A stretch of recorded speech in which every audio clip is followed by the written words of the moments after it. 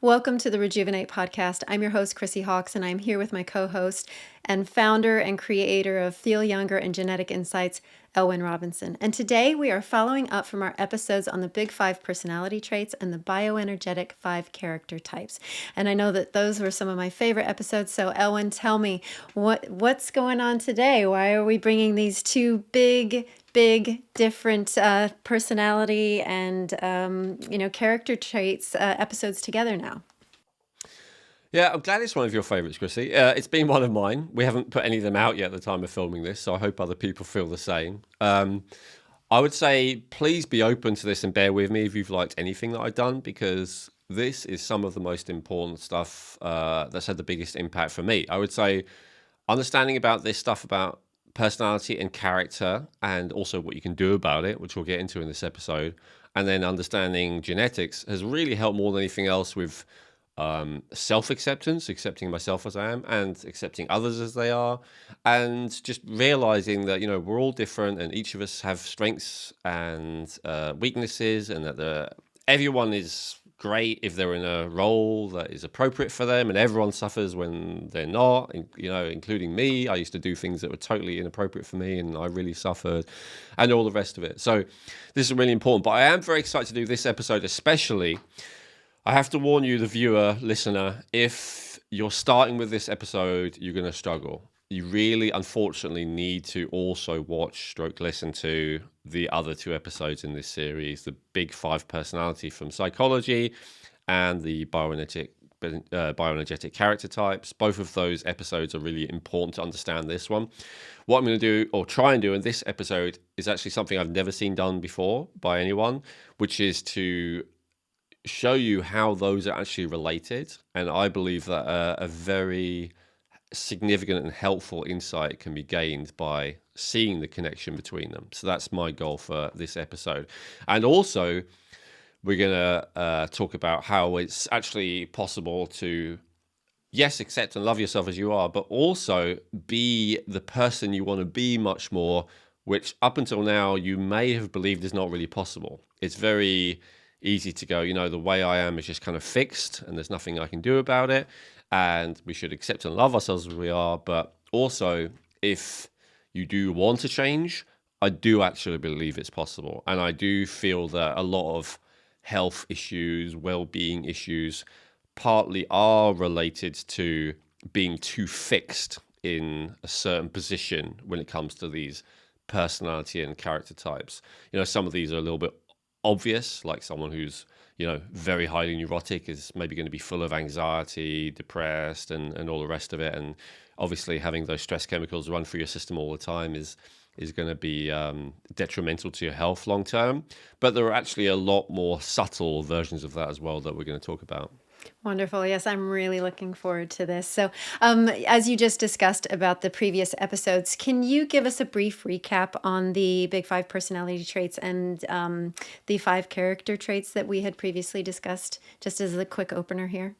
Yes, yeah, because even if people have watched those, they may have forgotten. So the Big 5 personality scale comes from traditional, classical, mainstream psychology, specifically, personality science.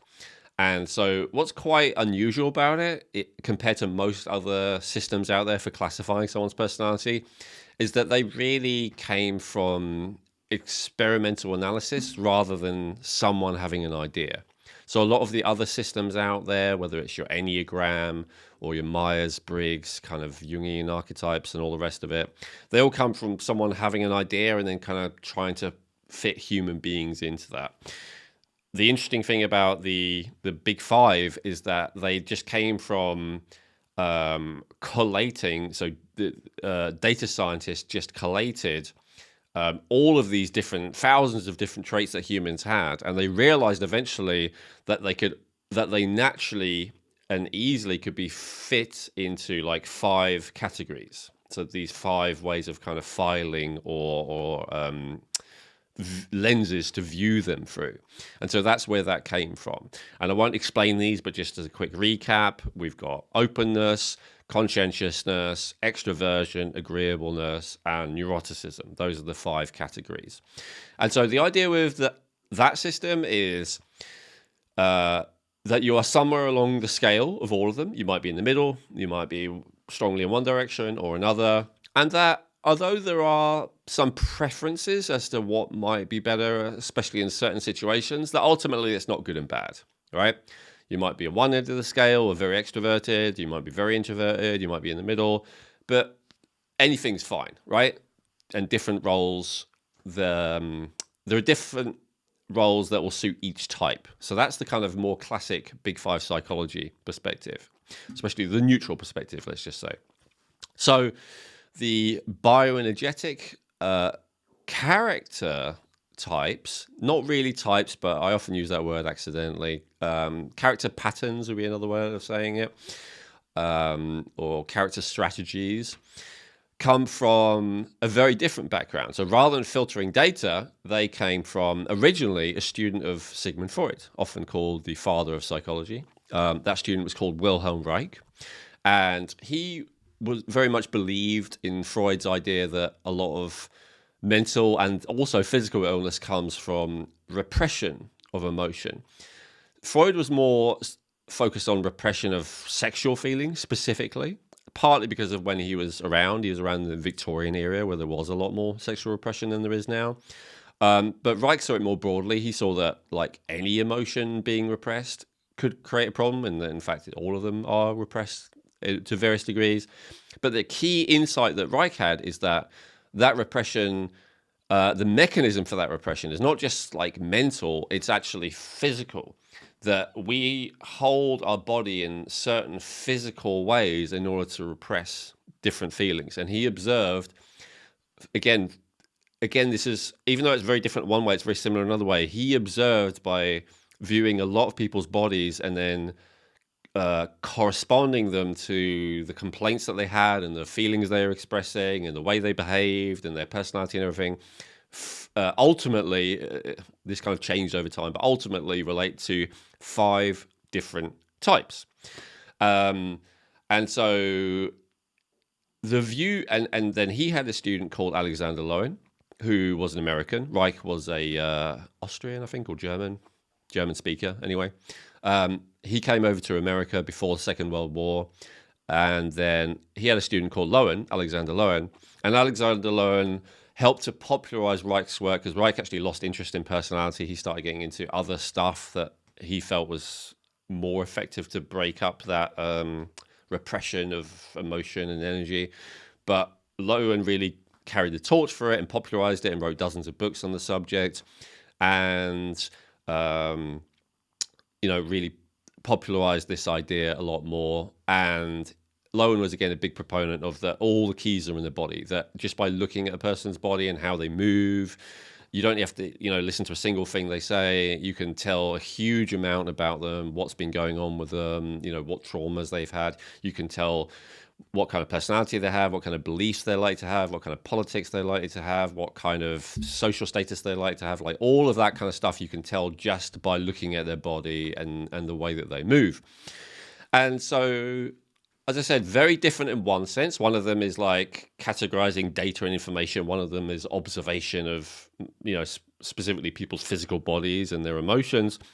But funnily enough, both of those systems ultimately came to the conclusion that there are like 5 basic types. Which I was going to say, that's so interesting.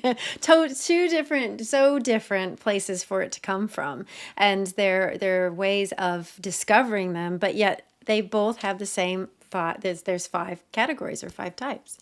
Yeah. And to be honest, I learned about the Reichian types a lot earlier, maybe 15 years ago. I learned about the Big 5 maybe 5 years ago. I really dove into understanding those thoroughly. But honestly, until fairly recently, Chrissy, it actually hadn't occurred to me that there might be some kind of, meaningful correlation. There's going to be some overlap, but because they're so different, so the Big 5 is really like a classic personality typing. So that's more about like, I can talk about who I am and compare to you. And it's often used to assess people's suitability for different roles. Like, for instance, business. I've used it in my business before, get people to do it.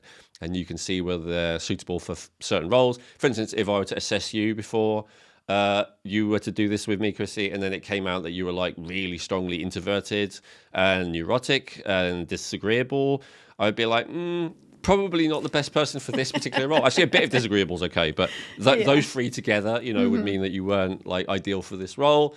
And, so that's usually what it's useful for, right? Like an aptitude for a certain role. Now, the Reichian stroke bioenergetic types are the character styles. They're more focused on taking someone who is unwell and originally mentally unwell, right? People with mental illness. You got to understand people like Reich and Lowen were not just working with people who were a little bit sad or whatever. They were working with people with serious mental illnesses a lot of the time, people who were committed, under psychiatric care, all the rest of it. So that's where they were coming from. Like, how can we help these people who are, really going through internal agony, or maybe they're, self-destructive in their life, or they've got these self-destructive addictions, or maybe they're really destructive to other people, they're violent, so even though it's both kind of, you could put them both under psychology, they were coming from a very different perspective, right? One is kind of understanding how people are and fitting them into appropriate roles. One of them is like fixing people who are really, in pain in one way or another. But yeah, I recently kind of was thinking about it, and the thing that actually helped me to realize that there was a connection between them is when we did episodes a little while ago about narcissism, and I was doing a little bit of research about that again, kind of refresh my memory. And I came across a psychologist who specialized in narcissism and borderline and sociopathy. And I can't remember his name, unfortunately, otherwise I'd credit him. And he was talking about how they correlate to different personality scales on the Big Five. So, can you explain that? Yeah, I was going to say. Sure. Yeah, so one to remember is like highly narcissistic people. The classic grandiose narcissists, they tend to be very high in extroversion and very high in disagreeableness. So they're on that particular scale, and they're an extreme on that scale. And again, if you don't know what I mean, this is where I said you got to listen to those previous episodes to understand this episode. So sorry, I'm not going to explain those all over again. Although actually, I will soon explain each of the types. So you can always wait, and I'll kind of do it again as I compare them. And then I think another one was borderline, and he said that borderline people are, very high in neuroticism and very low in conscientiousness. And again, this makes sense, from my understanding of borderline. And I started thinking about it. I was like, maybe there's other correlations there that I hadn't really thought about before.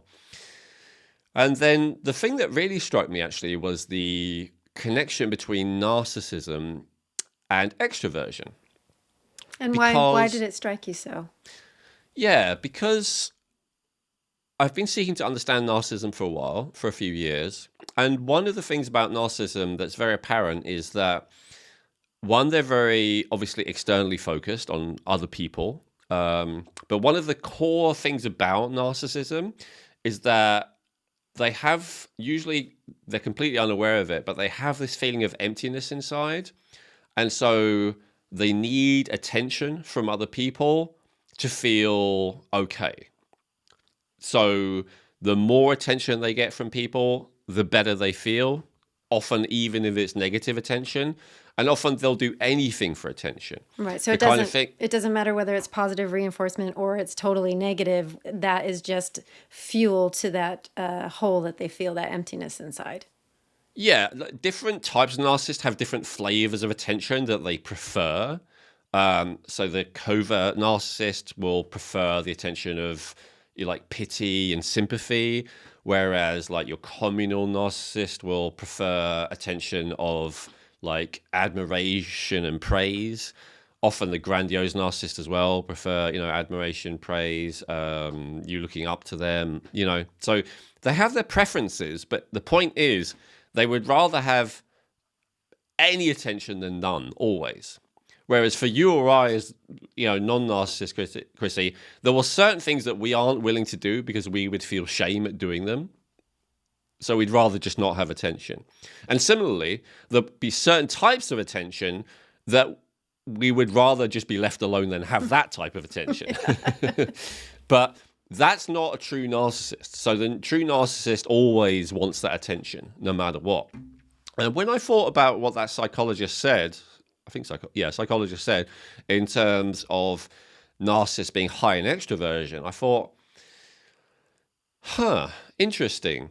So I started to wonder if extroversion is in fact always driven by that feeling of emptiness, that feeling of needing attention from someone outside yourself. And the narcissistic version is just the most extreme version. In the same way that, the most extreme version of disagreeableness might be, criminality and violence and stuff like that. But obviously most people who are disagreeable are not at that extreme.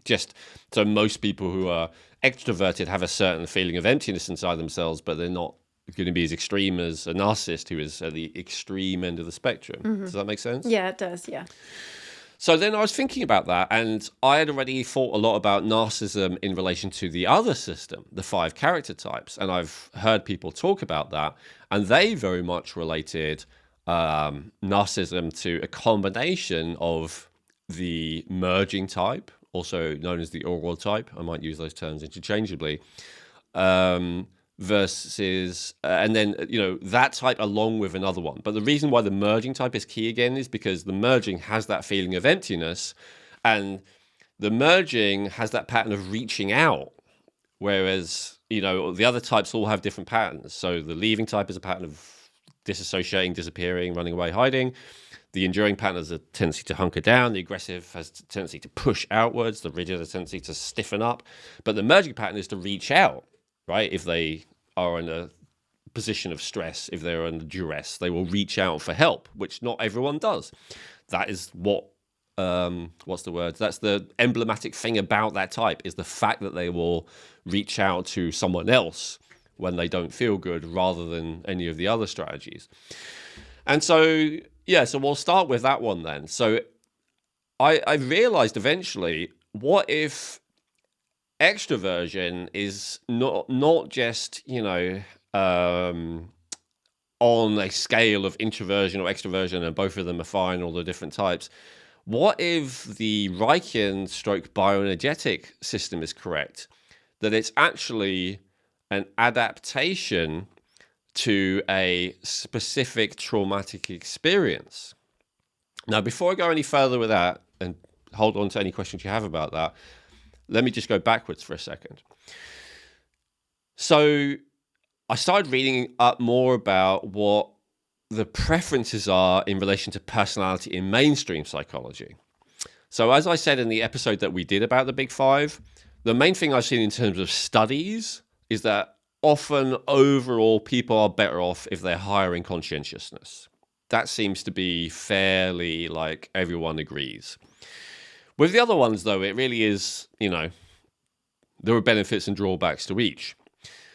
But when I read into it more, I saw that, in fact, before I reveal this, I'm going to ask you as a question, Chrissy, that there is a preference as to what people are on all of the Big Five. And specifically, they talked about the preference of the parent, which I thought was interesting, because most of this stuff, part of it is genetics, as we talked about, and then part of it is usually early upbringing. So what a parent wants a child to be, you would presume would have an impact on how people end up, right? So if we talk about the Big Five, now your answers may not be the same as what I have in mind, Chrissy, because you have your own preferences, but let's see. I'm just interested. So if you had to have another child and you could choose these, right? You could genetically engineer them to be how you wanted to be. Okay, let's just go through all of them. Would you want them to be open, or would you want them to be cautious? That's a fine line. Somewhere kind of more in the middle. In the middle is not allowed. It has to be one or the other. I would say more. That's tough, because safe is the more cautious side, but then the people who can go out and get things done, it depends. So remember, openness is kind of creative, is another way of saying open. Yeah. Okay, so open. Okay. If you had to choose between Conscientious or carefree? Which would you prefer? Conscientious. If you had to choose between extrovert or introvert, which would you choose? Quick answer. Introvert. Okay. If you had to choose between agreeable or disagreeable? Agreeable. If you had to choose between neurotic or secure? And what was the other word for secure? Or is there another word for secure? Not neurotic, easy, More confident, easygoing. I guess. Yeah. So, that one. The secure is really the word. Yeah. Secure. Okay. So interesting enough, you picked 4 out of 5 of what is considered like the optimal child from a mainstream point of view. So the optimal child from a mainstream point of view is creative. They are agreeable. They are conscientious. They are secure. And they are extroverted. That's the only one that you picked. That was different. People like the idea of an outgoing kid. Now, here's the interesting thing. I believe that's from America. And I think that those preferences are very much part of a kind of 20th/21st century Western culture. I don't think they're actually ubiquitous throughout every culture and throughout time, right? I agree with you on that one because, yeah. I think maybe conscientiousness, again, might be the only one that is generally considered to be good by everyone. Like everyone wants a well-behaved, like self-responsible child. But other than that, there are plenty of people who don't necessarily want an extroverted kid. So they want one that is a bit, maybe quieter and self-sufficient, like you said. The whole thing about being open and creative, I mean, you kind of played with that a little bit, right? Because you're like, well, open, they may get themselves into more trouble, you're maybe thinking, right? Yeah. Jordan Peterson, who I first really got into the Big Five learning about, he talked about how being the open creative type is not always great. He said there's a lot of creative people out there. The vast majority of creative people, they have a feeling inside themselves that they have something that they want to share with the world, and it is not recognized. They never get any traction. They never have any success. They never have any recognition. They die feeling that they haven't managed it. That's the vast majority of creative people. He said it's not that great being creative. I mean, if you are it, you have, make the most of it by all means, but it's hardly like being creative is good and being not creative is bad. It's certainly not the case. So that's very much a cultural bias, I would say. And I think actually most cultures throughout most of history, creativity was not encouraged. That is not what was wanted at all. It was, doing things traditionally, doing things as your ancestors have always done them, and all the rest would be valued, right? So I think the idea that creativity and openness is good is a fairly new value, maybe even just in the last few decades even. Although I don't know how many people would choose neuroticism, I think even a lot of cultures, that may be valued. But I think overall, people generally for their own children, they want them to be secure. So I think that's reasonably universal. I don't know if you'd agree with me about that. And then the agreeable to disagreeable, I don't know if that one varies so much with culture, although I think it does a bit. I won't try and offend anyone, but I think there are certain cultures in the world right now which are pretty disagreeable, even compared to ours. And there are certain cultures in the world that are very agreeable compared to ours. So I think it varies a lot. And I also think this varies with class. I think throughout most of our history, we've had like a large percent of the population that's like serfs or slaves or whatever who are living agrarian. And it basically the right way to succeed and thrive in that, if you are that, is just to shut up and do as you're told and not argue. And so agreeableness is probably a valued trait among most of the population. And I think that it still exists in a lot of cultures, right? The idea of the tallest poppy syndrome, whoever sticks out, you got to cut them down, right? Like just get along. I think a lot of people have a very strong herd instinct. They just want to get along.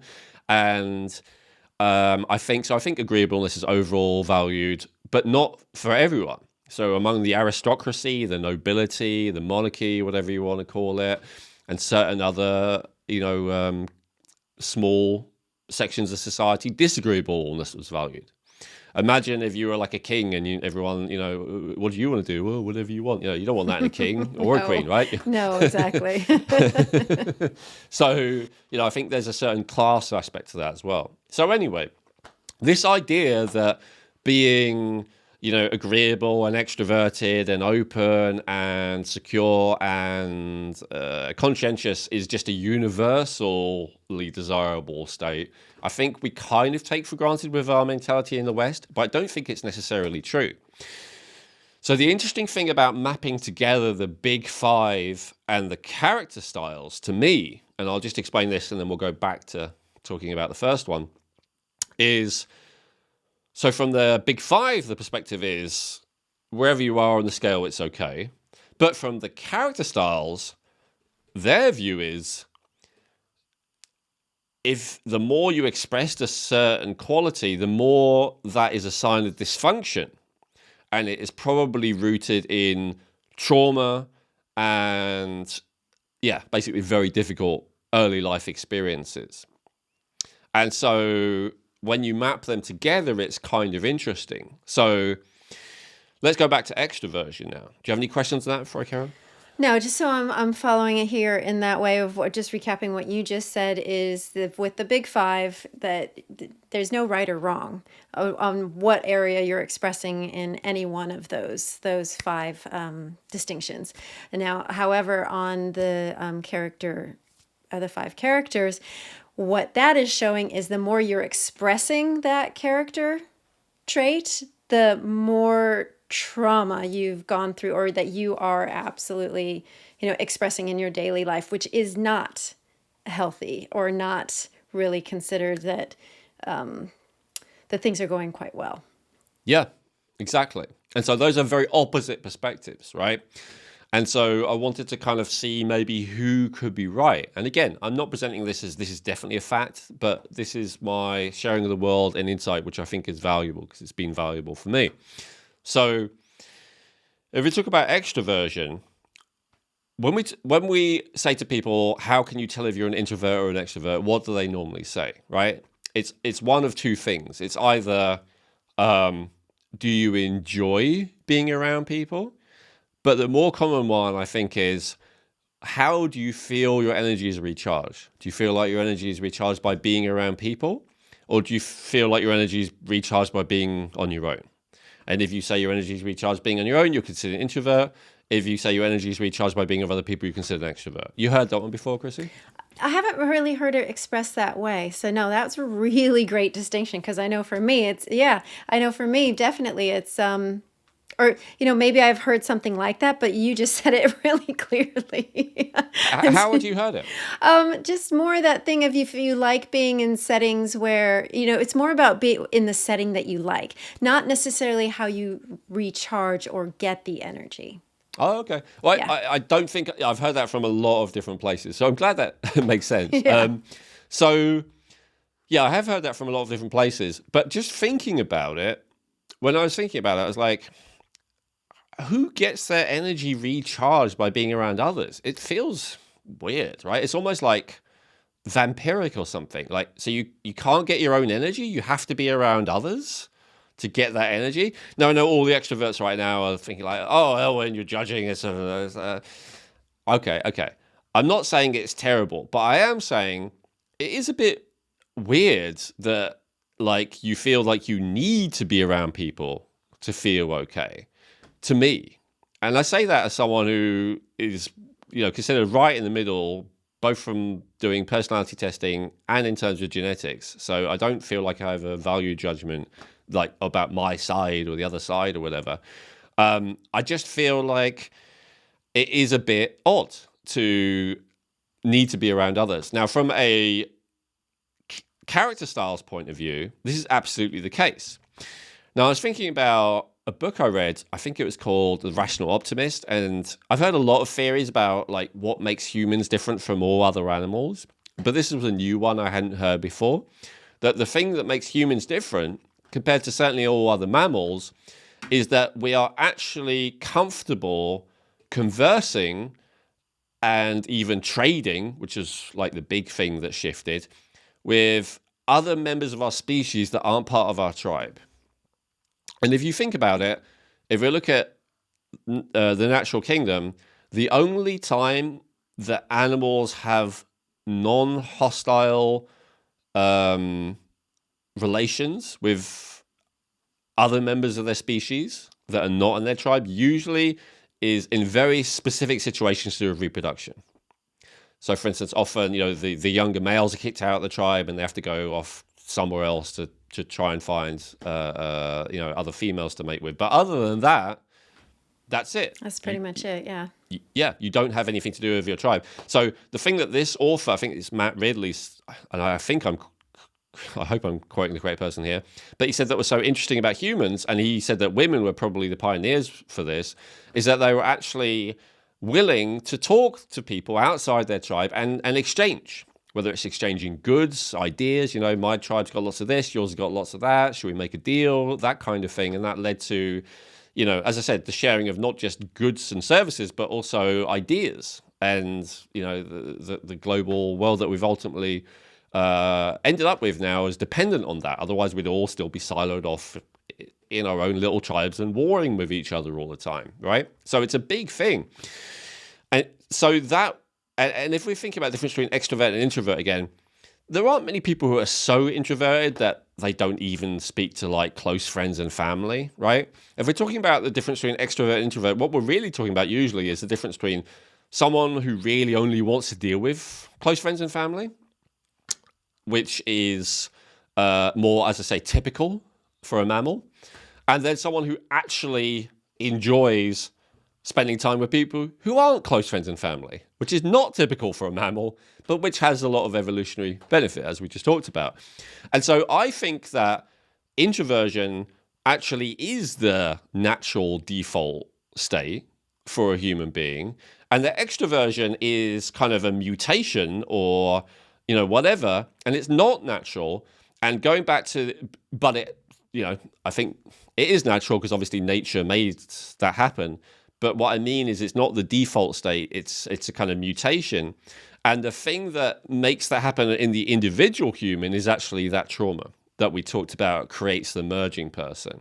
So often that's a lack of connection and a lack of attention during this crucial early part of life, usually, 6 months to 2 years, roughly, that kind of thing. If there's significant neglect, abandonment, or even just a lack of enough love and care and stuff like that, then it makes the person for the rest of their life kind of feel like there's this feeling of emptiness inside and that they have to find someone to love them. They have to find someone to pay attention to them. They have to find, and often it's many people, like there's always, they really want to belong. They really want to connect. And again, I'm not putting this down. The merging people, again, without them, we'd probably all be siloed off into little tribes. The merging people generally are the people who keep spiritual systems and religions alive because, again, they want to connect with something greater than themselves. They want to feel that feeling of connection. They are, as I said, like the sharing of information, right? Like I have to be to some degree extrovert to even do this because otherwise, what do I care what you know or don't know, or if you're not a close friend or a family member, and I do have some degree of that trauma, I would say, although it's medium to mild, so it's not extreme in my case. But yeah, so I actually do. That does make sense to me with that one. That extroversion is the adaptation and introversion is kind of like the default state. Now, I'm glad you brought that up because as you were explaining it and where you were going from in the beginning process of explaining narcissism and that the extroversion is at that, the narcissism is at that very far end, the very far end of that extroversion. So this, and then as you're walking it back from that extreme end of the narcissism extroversion coming back towards that center line where there's the extroversion over here and the introversion over here, what makes sense is with that introversion being that natural default state like you talked about with the animals and the mammals, that when that trauma comes in, then depending on the trauma, then we start going over here into the extroversion and into the depth of where it may take you. So that is a really big correlation between Big Five and the 5 character types. So great. I love this stuff. Yeah, this is really great, Elwin. Okay, perfect. Yeah, because I was going to say, so then I'm assuming that within all of the 5 types, there are correlations, or is it only just with some? Yeah. Okay. No. Yeah, I'm going to... So the next one I'll give will really hammer this point home that just because I'm saying it's kind of a mutation or an aberration or something from the default doesn't necessarily mean it's bad. So the next one I'll talk about is conscientiousness. So the qualities that are associated with conscientiousness of discipline, self-responsibility, orderliness, productivity, industriousness, integrity, all those kind of qualities map very, very nicely and easily with the rigid character type from the character system. And so I would say, as much as it is not natural for a mammal to be, reaching out outside of its tribe, unless, for mating occasionally, it's also not natural for a mammal to be organized, efficient, orderly, disciplined, self-responsible, all the rest of it either. This is another weird thing that, some animals have a little bit of traces of, and often we admire it. Like you see a beaver building a dam, you're like, wow, he's very, very industrious or whatever. And you see monkeys like, working sometimes, they're busy, but it's fairly unusual, right? Most mammals are just chilling most of the time. They're eating a lot of the day, maybe they're involved in reproduction and survival, and that's pretty much it. They're certainly not concerned with order and harmony and integrity and righteousness and justice and all that kind of stuff at all, right? No, they're not organizing the closets, sweeping the floors. Yeah. It's a very, very human-only quality, I would say. And so I think it's one of our mutations again. So I would say that actually being carefree, so not conscientious, and the other end of the spectrum, is probably more natural. And so it is a certain trauma that creates a rigid type, exactly as they talk about in the character types. And so given how desirable conscientiousness is often considered to be, how it is often, it's one of the main predictors of success in life in all kinds of areas, not just financial or social, but even like health-wise and stuff like that, longevity. So given how important conscientiousness is, it's just another example of how maybe this idea of if we were just in our default state, everything would be perfect. It might be true if we were in the Garden of Eden, so if all the food was just provided to us and, we never had to, fight off predators and we never had to hide from the cold and all the rest of it, then maybe no conscientiousness would be perfect, right? Because we wouldn't be uptight, we wouldn't be shooting ourselves at time. You should be doing this, you should be doing that. Maybe we could just be enjoying life. And I think people who are adapted to extreme climates often do show higher levels of conscientiousness, and it's only for that reason. It's because they've had to adapt, like, the story of the grasshopper and the I can't remember the other one, the ant. The grasshopper and the ant, I think, where, one of them is working hard all summer to prepare for winter, and then the other one isn't, and then, the conscientious one in the end lets the lazy one off the hook, doesn't let him freeze out in the cold. Do you know the fable I'm talking about? No, I haven't heard that one before. So yeah, the tortoise and the hare is, I guess, another example of that. The hare gets cocky and has a nice nap, and the tortoise is just plugging away. There are various fables like that, which are kind of meant to indoctrinate us with the idea that there is a value in hard work and discipline, and that hard work and discipline are more important than talent. In the case of the tortoise and the hare, that they are what really matters. And so, yeah, as desirable as conscientiousness is, I do think it comes from a trauma. The trauma that it comes from, according to the Reichian-Lowen character system, is not quite as defined as the others, but it's generally around being made to feel by parents that you have to achieve something in order to be loved. So there's not necessarily punitive punishment if you don't achieve and all the rest of it. It's just like if you had a childhood experience where every time you achieve something, or every time every time you get an A, or every time you win in the race or whatever, your parents are like, oh, that's so amazing, you're so great. And then every time you don't, they're like, oh, okay. And they just kind of ignore you. That can be enough for you to learn, in order to be loved, I need to be the best. In order to be loved, I need to be successful. Mm-hmm. And the rigid types are famously very concerned with being successful, being the best, being highly regarded.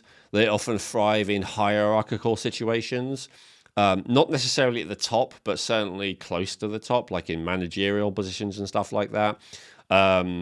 because they care so much, and the appearance of success is very important to them. So they're often the type who get the status symbols. It's very important that everyone thinks I'm successful and that I'm happy and whatever. Like, that's more important than the actual experience of it to them, because it's so important that other people feel that way about them. So that's some of the downside of the rigidity, the superficiality.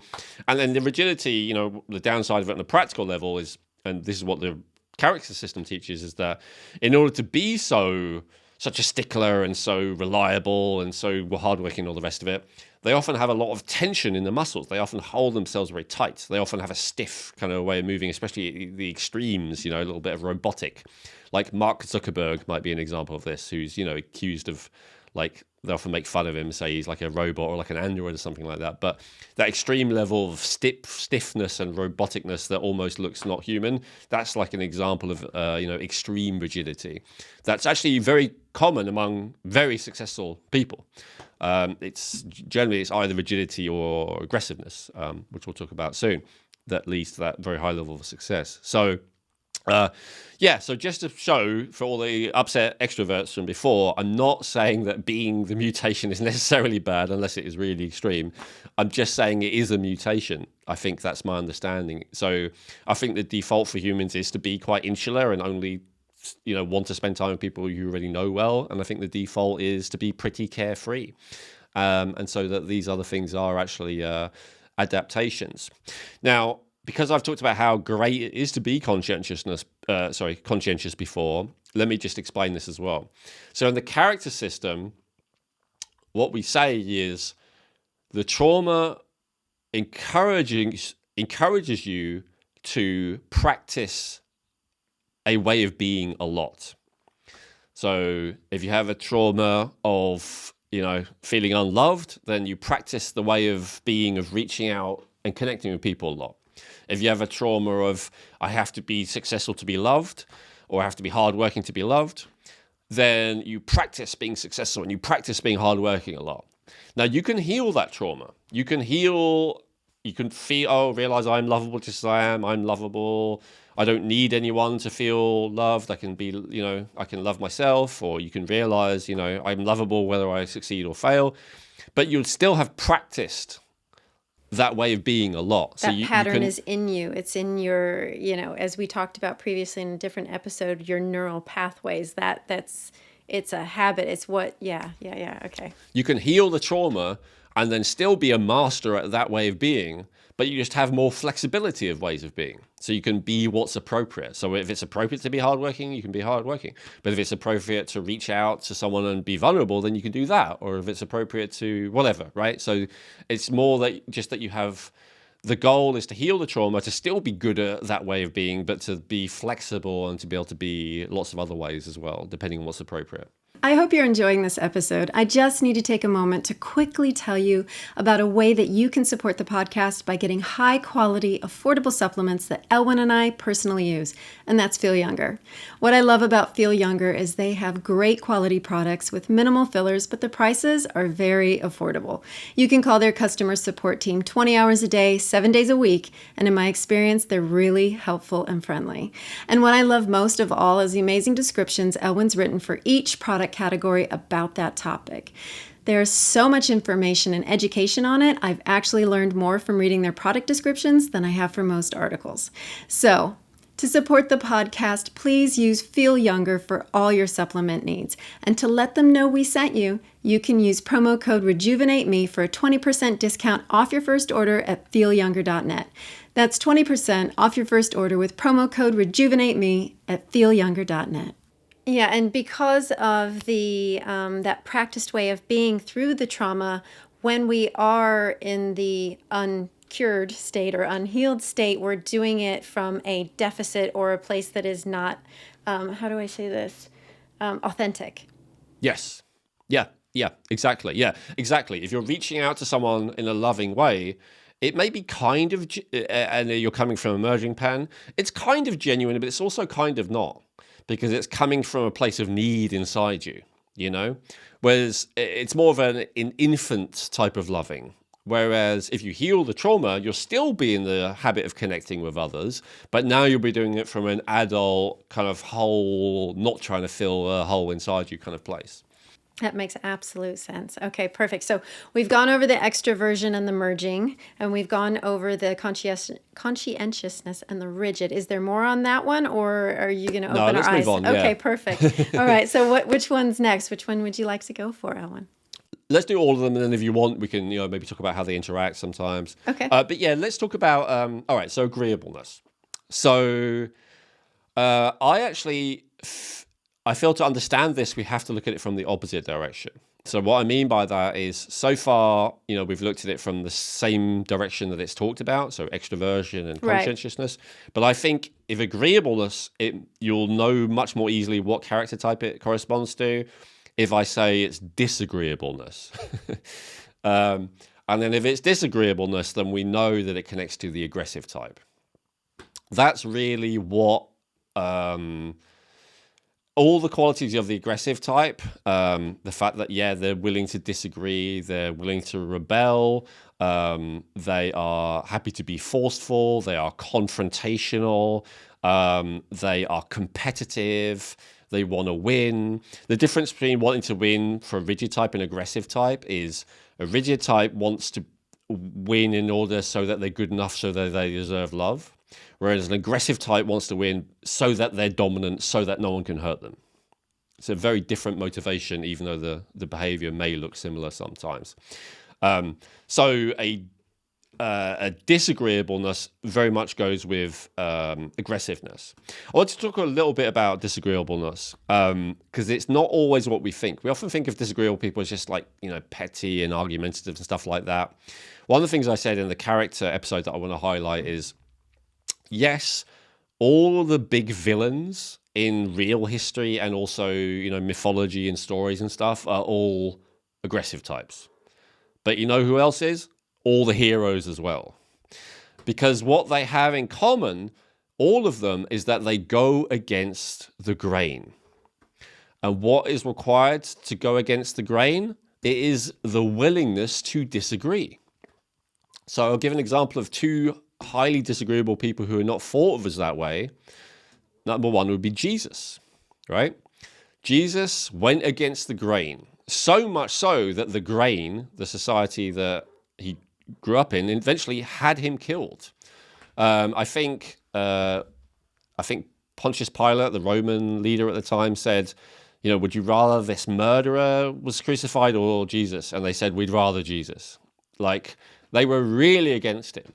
Why were they against him? Because he was a rebel, because he was challenging everything that they said. Like, he was saying that everything they said was wrong. He went into the temple with the money changers and turned up the tables. So we often think of Jesus as we should, as someone teaching peace and love and forgiveness and humility and all of those wonderful qualities.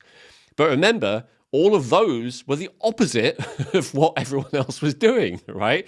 That was such a weird concept. Turn the other cheek.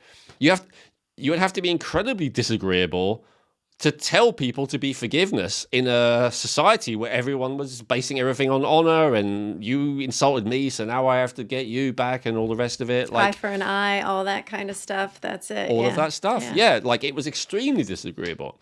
Another example would be Buddha. Again, you might not think that Buddha is disagreeable. I mean, the very nature of what he taught is all about, unconditional acceptance of, what is and stuff like that. Certainly not fighting and struggling and anything like that. But again, if you remember Buddha's story, like he grew up as a prince. He was being groomed to take over as a king and a warlord, like a monarch who would conquer and all the rest of it. And I think he was purposefully not, according to the story, which may or may not be true, I don't know, he was kept away from seeing any suffering so that he wouldn't develop any kind of like tender feelings, sympathy and stuff like that, to keep him kind of ruthless. And then one day he kind of escaped and saw how people outside his palace were suffering, and it made him have his big shift. But the thing is, he went against his dad. His dad wanted him to be a king and a warlord, and he decided to be like a monk, spiritual teacher kind of thing, who was doing the exact opposite of that. It takes a high level of disagreeableness actually to dedicate yourself to peace and acceptance and meditation and bliss if your culture, your society, and everyone around you is expecting you to be a warlord. Do you see what I mean? Like, so even these extremes, and I mean, I could use Gandhi as an example. I could use Martin Luther King as an example. Like, even all of these people who are taught as like exemplars of peace and humility and forgiveness and all the rest of it, even those are highly disagreeable because they were going against the grain of what everyone around them was doing. So life would have been much easier for those individuals potentially, and not easier on their internal nature of who they are as individuals, but in the society, if they had been agreeable. And if we look at, again, how most mammals behave, most mammals are very much herd or pack animals. They just go along with what everyone else is saying. Usually there is only one who doesn't go along, and that's the one in charge, right? The alpha. And sometimes, people vie for that position, but people, wolves, chimps, whatever. But even in that case, if you're trying to overthrow the alpha and you live and you're allowed to stay in the pack or troop or whatever, then you go back to doing what you're told, right? Like, there's only one person who decides. So there isn't really disagreeableness. There's just one person who decides and then everyone else who goes along with it. Or they get, right, ostracized, violence, whatever. Yeah. So agreeableness really is in our nature, I would say. I would say it's the default state. And as I said, you could argue that maybe a little bit of disagreeableness is in nature, the few who challenge the alpha, but it's not very much, and it's usually short-lived. So the fact that so many of us are disagreeable to the degree that we're disagreeable is one of the things that makes human beings special. As much as I don't think we would have evolved if we hadn't been willing to reach out to members outside our tribe, I also don't think we would have evolved if we'd have just carried on doing what everyone else is doing all the time. Right? It's that willingness to rebel and think differently and do things differently and challenge the status quo. Now, too much of that is also not good. I will definitely grant you. Too much rebelling and all the rest of it, and the whole society collapses. So I'm not saying that disagreeableness is a virtue above all others, but I'm just saying some level of disagreeableness is required for evolution, is required for progress. And so now, the idea that disagreeableness comes from trauma is probably a little bit less controversial than the other two that I said, but I think it's still true that disagreeableness often, or the aggressive tendency often comes, according to that character system, from a combination of often, on one hand, being told that you're great and special, and then on the other hand, being often like violently or sexually violated, something like that. Especially the feeling of betrayal is like one of the biggest things. As much as abandonment is the fear of abandonment is like the big thing for merging, and the fear of not being perfect is the big thing for the rigid. So the fear of being betrayed and hurt is a big thing for the aggressive type. And so if you're highly disagreeable, you probably don't agree with what I'm saying, but by nature.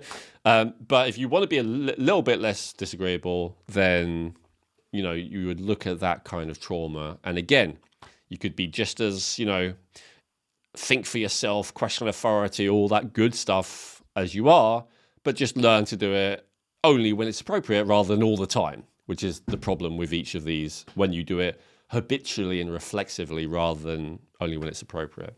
That makes a lot of sense. Yeah, that makes a lot of sense. Okay, perfect. All right. So with this one, I like how you changed it. It was more the opposite side, where the agreeableness was what, we're really coming from in this space of the big five, but it's the opposite side. It's the other end of the tail of it, with the disagreeableness that really does explain the correlation with the aggressive type in the characters, the 5 character traits. Yeah. Okay, perfect. Beautiful. This is really great, Elwin. Okay. I just want to say, and I know a lot of animals are highly disagreeable to other animals, like a tiger is disagreeable to all monkeys and stuff like that. But again, I'm really talking about within members of your own species. And that's really what we're talking about here. There might be very highly agreeable people who would still, destroy trees or chickens or whatever. That's not what we're talking about. We're talking about within the human species. Okay, so next one. Let's talk about neuroticism. So I'd say as much as conscientiousness is the most prized quality, neuroticism is probably the least. Um, it's difficult for everyone to be around, and it's difficult to be. Takes a lot of Neuroticism is no energy. fun. Yeah. So I would say that neuroticism matches very nicely with the endurer pattern, which was formerly originally called the masochist personality type as well. So it's tricky. The endurer pattern are often one of the trickiest to help. The reason why is because they have such a kind of tendency to self-sabotage and kind of focus on the negative, and also kind of believe that anything that's not negative is not really real. So, for instance, if you tell them, 10 good things about themselves and 2 bad things, they'll believe that you were lying about the 10 good things, but the 2 bad things are dreadfully true and they're very upset about it. Right, that makes sense because, as you say, as you equate it with enduring, what used to be called or referred to as a masochist, then that makes much more sense saying it that way. It's like, yeah, it can only be that bad thing or that hurting space. Well, and the endurer makes sense as well, because if you think about it, if life is suffering or if life is struggle, then enduring is the best you can manage. Yeah, it is suffering in a way if that's the case. Yeah. Yeah. So I'm saying enduring is a rational response to a situation where suffering is inevitable. If suffering is inevitable, what's the point in reaching out for help? If suffering is inevitable, what's the point in fighting back? If suffering is inevitable, what's the point in trying to create something better, trying to be perfect? They're all pointless, right? If suffering is inevitable, the best thing you can do is just endure it, right? And that's why, again, this is a strength. There are many situations and there are many cultures where suffering is inevitable, and the endurers are the most equipped to deal with it. Now, they're not necessarily going to deal with it without complaining. I'm not saying that. They might complain a lot, but the point is they'll actually deal with it really well. Like, they're less likely than any other type to fall apart, to, never recover and all the rest of it. Like, we talked about aggressive as well. I would say the classic warrior archetype, and to some degree even the hero as it's normally portrayed, is like a combination of aggressive and endurer. It's like, on one hand, being willing to be disagreeable, to push through the resistance, go against the grain. But on the other hand, if you're going to do all that, you're going to meet a lot of resistance. How are you going to cope with all that resistance? Generally, you've got to endure it, right? That's like the other quality that is really required in order to be able to survive being a warrior, survive being heroic, and all the rest of it. So I don't want to make it sound as if I'm saying these people are just whingers or whatever. No, I'm saying that the toughest people, the strongest people, the ones that overcome immense odds and difficulties and struggle and all the rest of it, often have the endurer pattern, and that's the only reason they survive. That's the only reason that they don't give up, give in, collapse, fall apart, whatever, is because they have that enduring quality.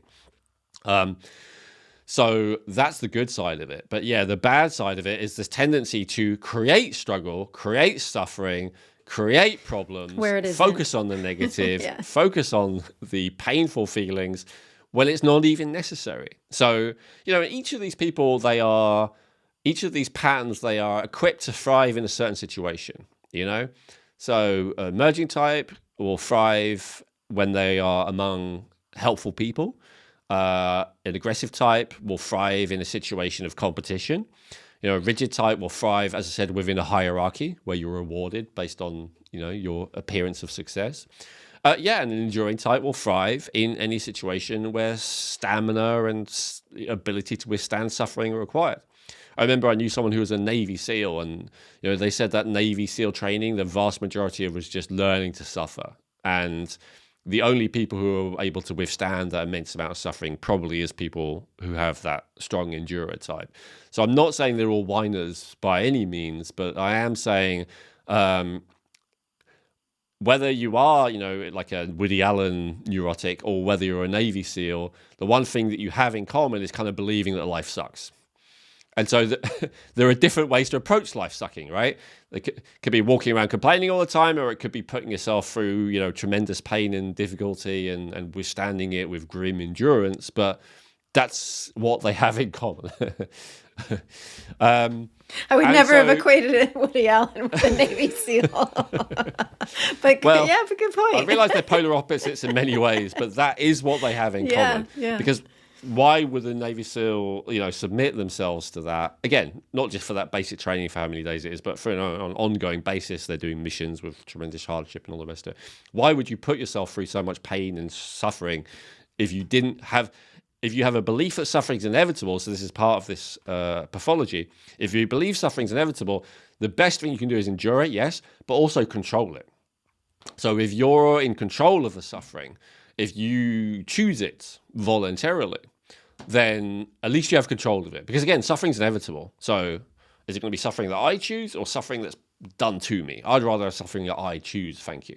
And believe it or not, that's even the mentality of the Woody Allen neurotic, because that's why they're constantly focusing on the negative, because then at least they are choosing the suffering that they're going through. Do you see what I mean? It's not being inflicted on them. They're choosing to focus on, this person was late, or this, petty thing happened, or whatever, it still means that they feel like they have a control over it to some degree. So, And so the enduring pattern, again, I would definitely say it's an adaptation. Animals in general do not volunteer for suffering. They endure it as best they can. And, there's I remember seeing a study about, rats under certain conditions will, if they're put in a container full of water and they're kind of treading water, in certain situations, they will give up within minutes and drown. In certain other situations, they'll be able to keep going for days, So there are certain ways that you can get animals to be a lot more enduring than others, but it is not their natural state of being. It's certainly not their natural state of being to volunteer for it like we do, whether it's going to war and whether it's any kind of military training, whether it's ice baths, whether it's, all of the things that we subject ourselves to, which are suffering, whether it's, I guess a lot of those are masculine. So how about extensive beauty protocols and routines, all those kind of self-imposed suffering things are, I would say, part of that enduring pattern. Okay. Yeah, good. And yeah, because, bringing it into that with the neuroticism being on that end of the scale, and then the enduring pattern within that, there's those definite correlations in there because they are both in that suffering space and that equation. Okay. Yeah, because otherwise... They're both, focused on it. Focused on it, yes. Their attention is on their suffering. Yes. That's the thing that they have in common. Yes. Okay. Yeah, very clear. Very clear. Okay, and so for the last one, I would say this one is... I'd say for the others, it's pretty neat and direct how obviously they're correlated. This one is a little bit of a stretch, I will admit, but it's still there. And it's the correlation between openness and the leaving pattern. Yeah, I was seeing, because this was the last one, I was like, oh, this is interesting, but I can kind of maybe because well, no, I don't want to I will let you go into it, but it's just like, okay, I can sort of, because I was with you, well, we recorded the other 2 episodes, which everybody, hopefully you go back and look at them. I'm like, okay, I can kind of see where there's a connection here where we can do it. So, okay, yes, please carry on, Elwin. There definitely is. And in the area where there isn't, I know this is maybe arrogant, but I actually think it's because there's a little bit of a misunderstanding of this actually among the personality scientists. So let me explain that. And I can see what you meant. I can tell by your hand gestures what you were going to say. And I think you're right. So openness, as we said, means openness to experience. It's often associated with creativity. It's often associated especially to intellectual openness. And in that way, I think it's 100% accurate. So the leaving type is the type that it very much lives in their heads, right?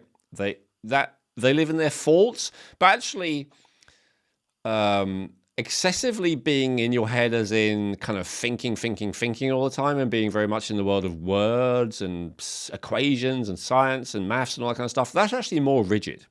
When we say that a leaving is in the head, what we mean is that they are not present in the physical world, that they're disassociated, but they may well be in a fantasy realm of sights and sounds and smells and images. Often they're the kind of people who feel like maybe they're more likely to travel to other dimensions, remote viewing, spiritual realms, awareness of energy, all of that kind of stuff. So we're definitely not limited to the intellectual realm when we talk about the leaving type. The idea of the leaving type is they're pretty much aware of every dimension and realm of existence except for this one often. But they have a very, they're very open to all of this other stuff that, may exist out there. If it exists, if you believe in lots of other dimensions, lots of other frequencies and all the rest of it, then great, they're in tune with that.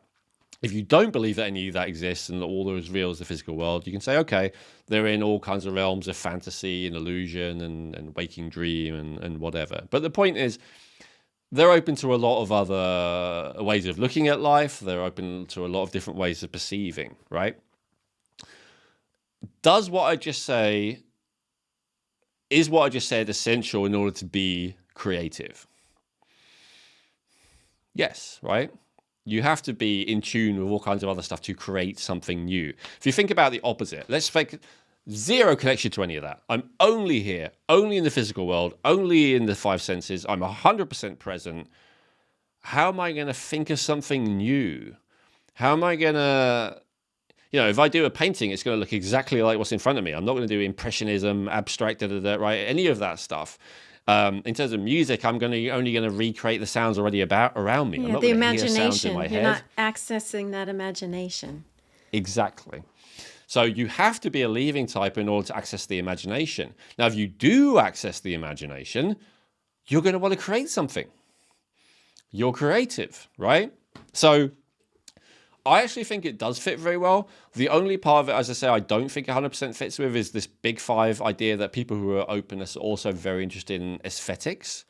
I don't think that is necessarily true of the leaving type. I think a lot of the time leaving types are not focused on that, only because they aren't really focused on the world around them in general, but sometimes they are, sometimes they can be. And certainly creative geniuses, I use painting examples, sculpting, interior decorating, gardening. Anything where there is a lot of creativity, you would expect a leaving type, and it can be in those very physical realms, but it also often isn't, right? It often is more in the realm of ideas and energies and stuff like that. So again, I talked about near the beginning how I think that openness and creativity is a mutation or an adaptation. I think the natural state for most human beings is not to be creative. And if you think about it, again, most mammals, right? How many mammals have new ideas about doing things? It's extremely unusual, right?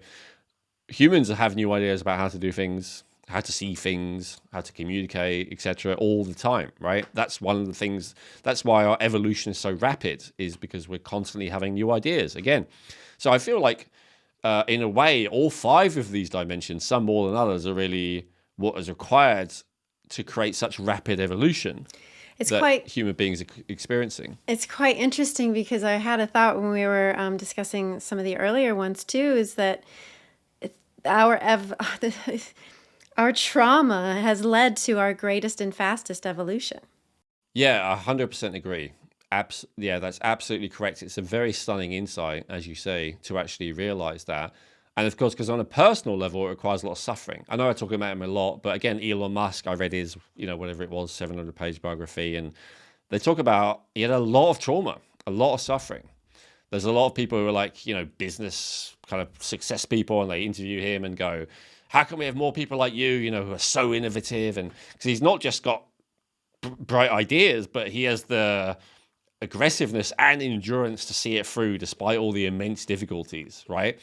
And people are like, how can we have more people as innovative as you? Until recently, he's not very popular these days, but throughout most of his career.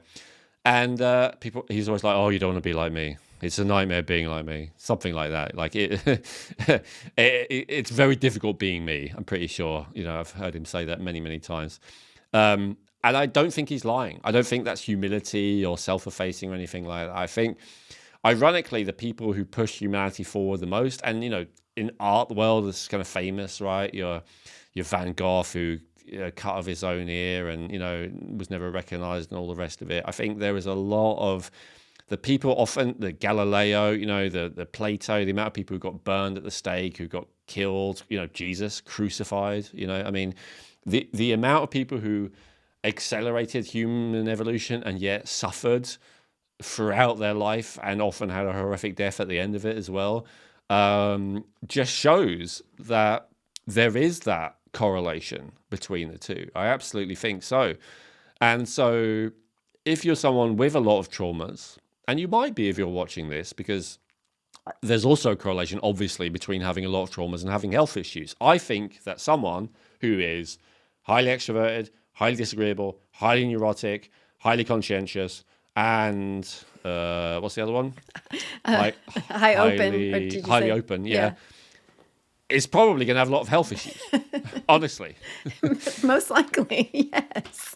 I would bet money on it, a 10-1 odds that they would. It's pretty much guaranteed. Why? And so this leads us into, if you're ready, to kind of transition from just explaining the 5 types, because this is the beautiful, amazing thing that is taught by the Reichian Lowen character style system. As I said near the beginning, what Reich realized and Lowen expanded on is that when we have that trauma, what happens is there are certain feelings that are too painful for us to feel at that time. And so we learn through maybe encouragement for others or even just on our own that we have to hold those feelings in. So, phrases like stop crying or give you something to cry about is like an obvious example. But even, don't be aggressive, don't be rude, or like all of this kind of thing, right? We learn to hold in our anger. We learn to hold in our sadness. We learn to hold in our fear. We learn not to show that we're sad. We learn not to show that we're embarrassed. We learn not to show, all of this stuff, right? We learn to hold it in. Well, how do you hold an emotion in? What is the actual mechanism for doing it other than, I want to do it? So this is the big breakthrough that Reich had. You hold an emotion in by holding certain muscles tense. And Lowen especially does a great job. I mean, as I said, the guy wrote dozens of books, and most of his books, like the majority of most of his books, are just him telling story after story after story of example of person. He'll talk about their early life, their traumas, their struggles, what their life is now, and then he'll talk about how it would show up in their body. And it just shows up over and over and over and over again. And once you really dig into it, you start to be able to see it for yourself. You're like, oh yeah, you start to see, this is how I do it, this is how other people do it. So there are patterns of holding the body that hold those emotions in. And when you realize that if you were to stop that holding, you could start letting the emotions flow freely. But before I talk about that, what is the cost of that holding? What has all this got to do with physical health? Well, one type of holding, for instance, is a lot of people who have that rigidity, say, I think they're quite common among my audience. We tend to, and I'm one of them, we tend to have that tendency to hold tension, especially in the neck and like the trapezius muscles, the bottom of the neck. And there's usually a lot of tension there. And I don't know the exact mechanism about, my understanding from Lowen is it's creating this barrier between the head and the body. So it's like we can live in our head, we can live in our thoughts, and we can not, it kind of makes us less aware of all these sensations in our body. But what else does that do? Well, it cuts off the circulation between the brain and the body for a starter, and also specifically to the neck, right?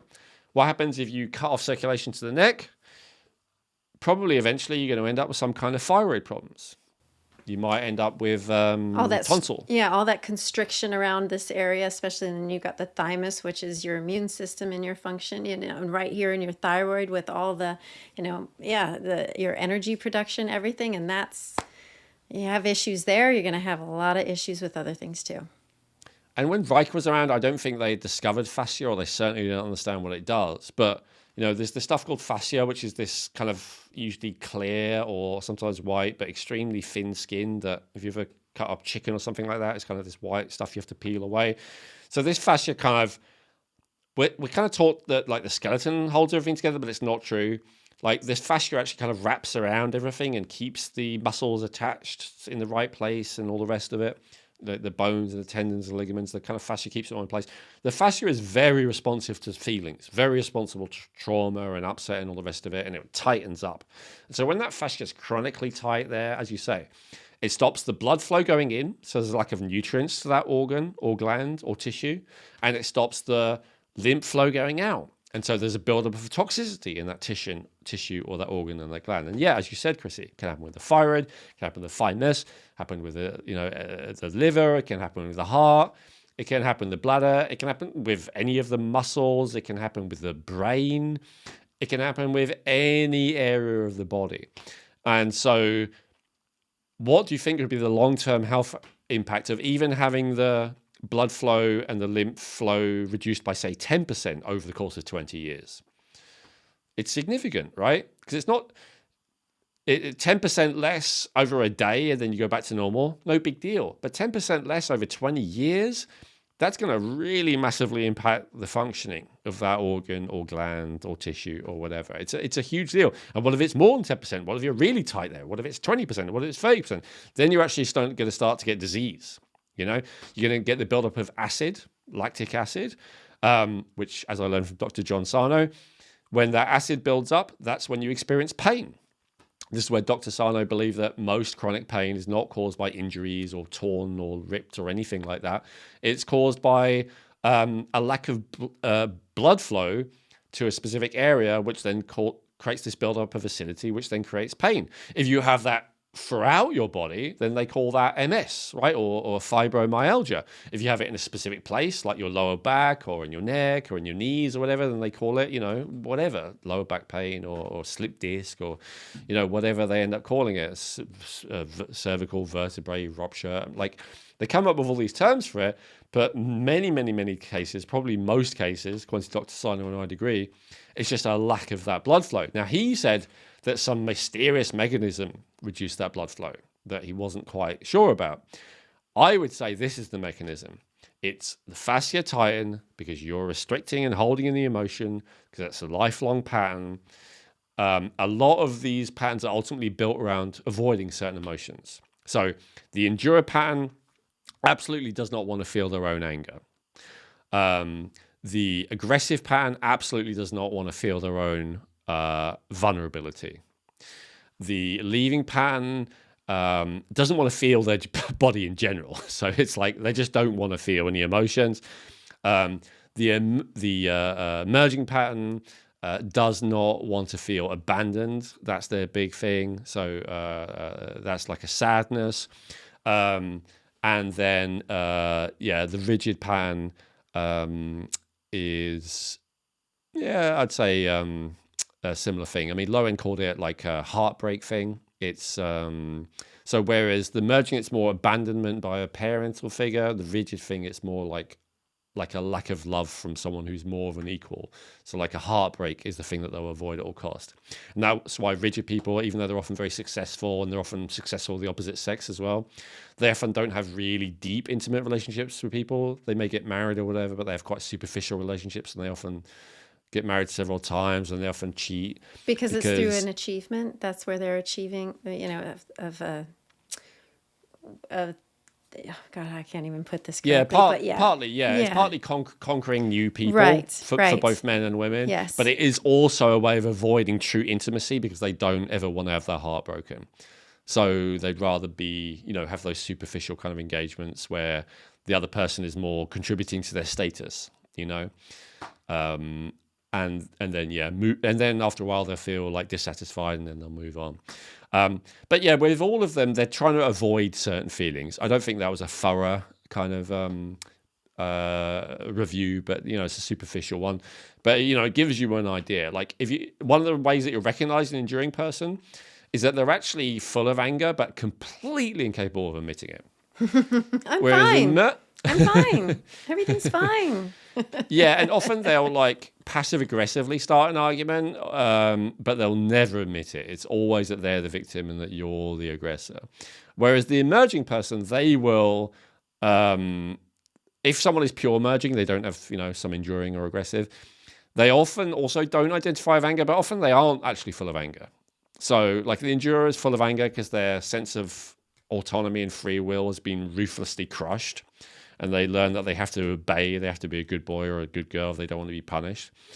Whereas the merging type, honestly, doesn't really strongly hate anyone. They just want to be loved, they just want to connect. They don't understand why everyone's fighting, why everyone doesn't just agree and get along.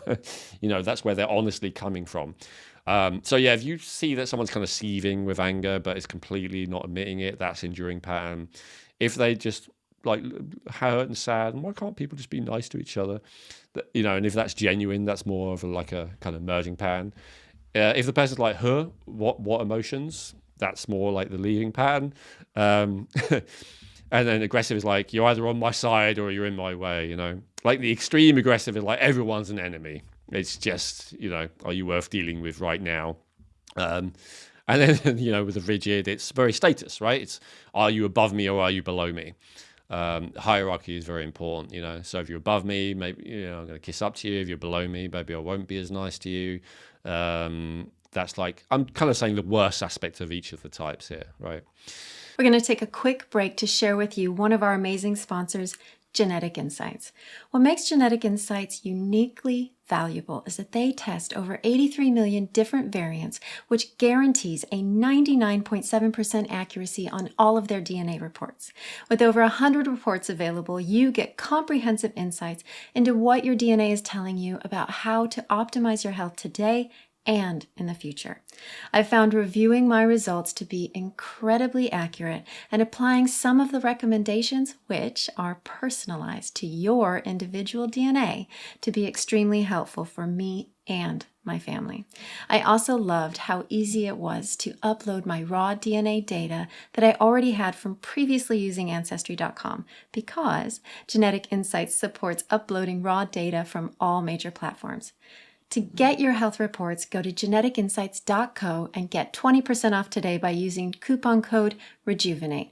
Remember that supporting our sponsors supports our podcast, which allows us to keep sharing this important information with you free of cost.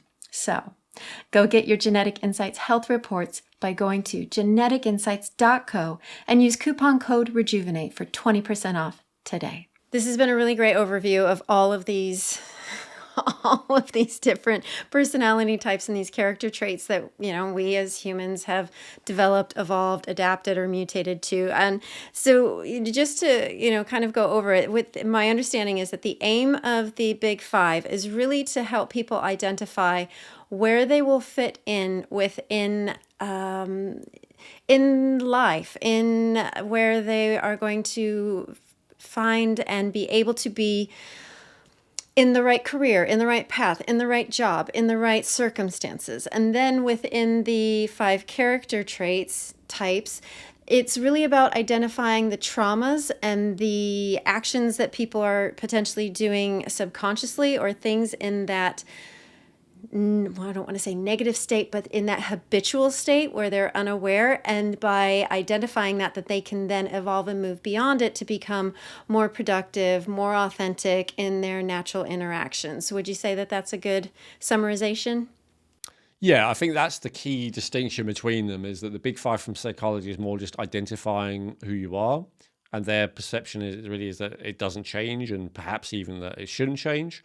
Whereas, the Reichian and Lowen character types are really more focused on this is not right, this is dysfunctional, this is based on trauma, and you need to heal from it if you want to be, a whole, complete person. So in that sense, they are definitely different in their aims. Yeah. Would you say one is more accurate than the other? So in terms of what I just talked about, I personally would actually say that the Reichian is more, the Reichian and Lowen character types is more accurate, in the sense that you are not just stuck being this way. You can actually change it. And I know we're going to leave that to the end after you've asked your other questions, but I think that's the big distinction. is um, learning to overcome the things that are not good. So if you are highly neurotic, stroke endurer, and you're causing yourself a lot of suffering, to let go of that. If you are highly leaving and you are very disassociated and not in your body, you don't have to just stay that way. If you are very aggressive and constantly, creating confrontation and maybe hurting other people in one way or another, then you don't have to keep being that way. You can learn to be more compassionate and forgiving and diplomatic and all the rest of it. Like, it is possible to change. And I think that's a very positive message. However, what it also acknowledges, it's very difficult to change. That, when we talk about character types, sometimes they're called personality patterns, sometimes it's called character structure. I've heard other terms as well. The thing to understand is these are really, really deeply ingrained. So to do the pattern, or to be a type, depending how you look at it, that is not familiar to you, feels extremely alien. It actually feels extremely alien even to come across it in another person. So if you are, I don't know, aggressive, rigid, and then you're dealing with someone who is like merging, leaving, it's so hard for either of you to understand the other person and relate to them at all. Like, they just seem so like, what on earth are you, like, you may as well be an alien. It's like coming from a different universe because you have such a different perspective. If you have one of the patterns in common and then you have others that you don't have in common, I think that's more common, what I usually see in friendships and partnerships and stuff like that. And then, people are together because of the thing that they share. And then there's also value that they have different strengths because they have the ones that are different. But then often that's also where most of the conflict comes in. Because they just can't understand each other. They can't relate to each other because they come from such different perspectives. So it's very hard to see someone else's point of view who runs a pattern, who has a character trait that you do not. And it's even more difficult for you to start seeing things from that character trait. So it is not easy. And the other thing that, the Reichian and Lowen system would teach is that not only is it difficult, it's actually impossible using the vast majority of modalities out there. So you're never going to do enough meditation, breathing practice, psychotherapy on its own, counseling, spiritual soul regression, any of that stuff, whatever it may be, ayahuasca trips, it doesn't matter. You're never going to undo that stuff if there's not a fundamental change in how you hold your body. I guess that's the ultimate thing. So anyone who claims to have had a profound epiphany and a change of personality or behavior or character, who moves and its posture is the same as before, they haven't really changed.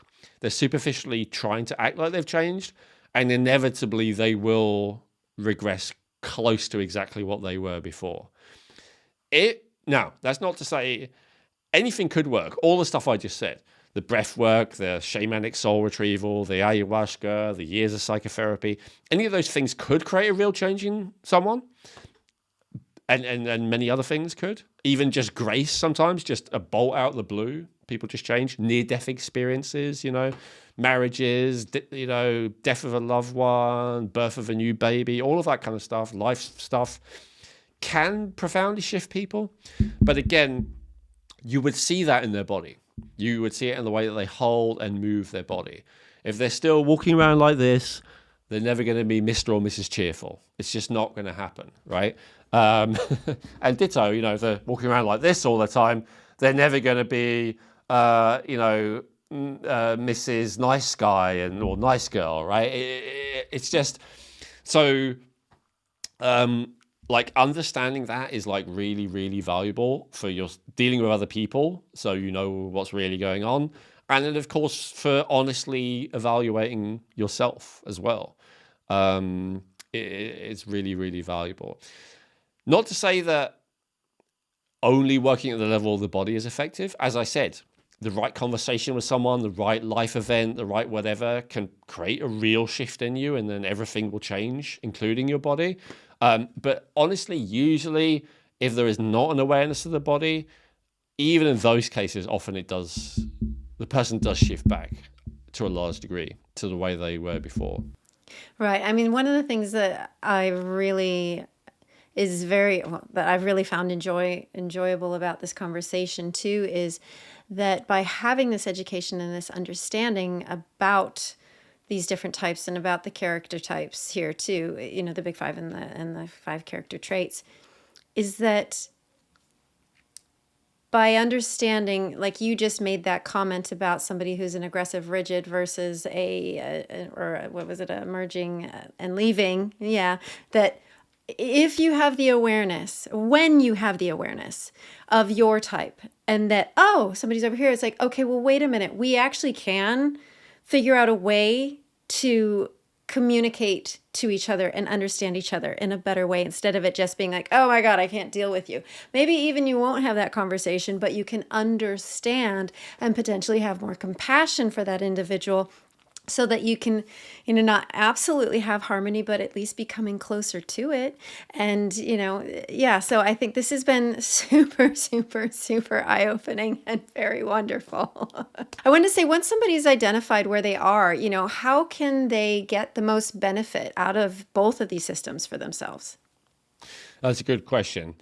So I would say the big five is probably actually most useful for examining where you are. One of the problems I had with the character system before is that it's quite hard to self-evaluate coming from that place, in my experience. And ideally, you'd have, a wise, experienced practitioner who can really read you. And that's not easy to find, unfortunately. What I like about using the big five as a starting place is actually you can get a really good idea of that quite easily. There are a lot, because there's a very robust psychological tradition and investment of time and energy and money and all the rest of it to really expand and clarify all that.